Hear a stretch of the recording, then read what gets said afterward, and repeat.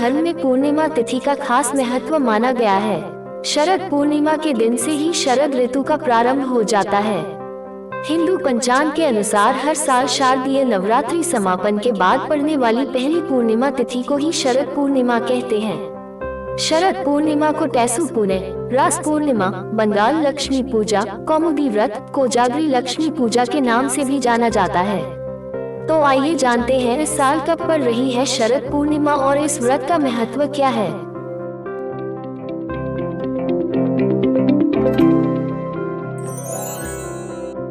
शरद पूर्णिमा के दिन चंद्रमा सभी 16 कलाओं के साथ पृथ्वी के नजदीक होता है। भगवान विष्णु के अवतारों में से केवल भगवान श्री कृष्ण ही हैं जिनमें 16 कलाओं का समावेश है, जबकि भगवान राम का जन्म केवल 12 कलाओं के साथ हुआ था। ऐसा माना जाता है कि शरद पूर्णिमा के दिन भगवान कृष्ण ने दिव्य प्रेम और नृत्य के संगम महारास को स्वयं वृंदावन में रचा था।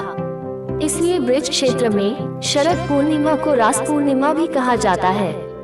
शास्त्रों में इस बात का भी उल्लेख मिलता है कि इस दिन मां लक्ष्मी का जन्म हुआ था, इसलिए शरद पूर्णिमा को कोजागरी पूर्णिमा भी कहते हैं। शरद कोजागरी पूजा भारतीय राज्य जैसे उड़ीसा, पश्चिम बंगाल और असम में अश्विन पूर्णिमा के दौरान देवी लक्ष्मी को समर्पित होती है। गुजरात राज्य में शरद पूर्णिमा को शरद पूनम भी कहा जाता है। शरद पूर्णिमा के ही दिन ब्रज क्षेत्र में टैसु और झेंजी का विवाह संपन्न होता है। इस विवाह के बाद हिंदुओं में विवाह उत्सव प्रारंभिक कार्य शुरू हो जाते हैं। एक वरदान के अनुसार सबसे पहले टैसु का विवाह होगा, फिर उसके बाद ही कोई विवाह उत्सव की प्रक्रिया प्रारंभ कर सकेगा। इसके अलावा कुछ पौराणिक मान्यताओं के अनुसार शरद पूर्णिमा के दिन शिव पार्वती के पुत्र कार्तिकेय जी का जन्म हुआ था।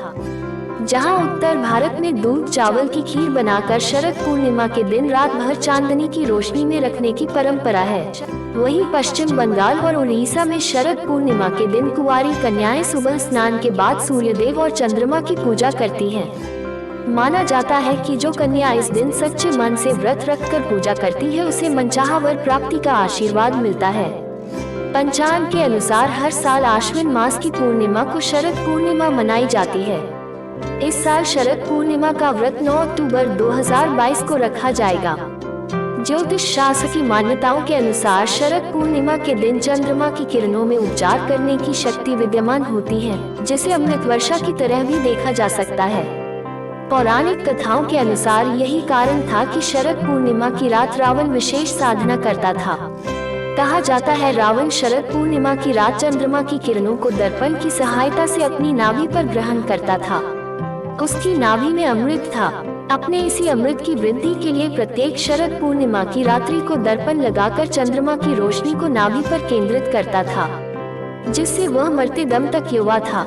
इन्हीं सब के चलते शरद पूर्णिमा की रात 10 से मध्य रात्रि 12 बजे के बीच कम वस्त्रों में घूमने वाले व्यक्ति को ऊर्जा प्राप्त होती है।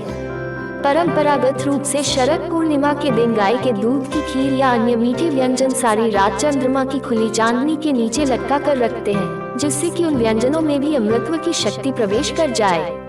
जो व्यक्ति पूर्णिमासी उपवास का संकल्प लेते हैं, वे शरद पूर्णिमा के दिन से ही उपवास प्रारंभ करते हैं।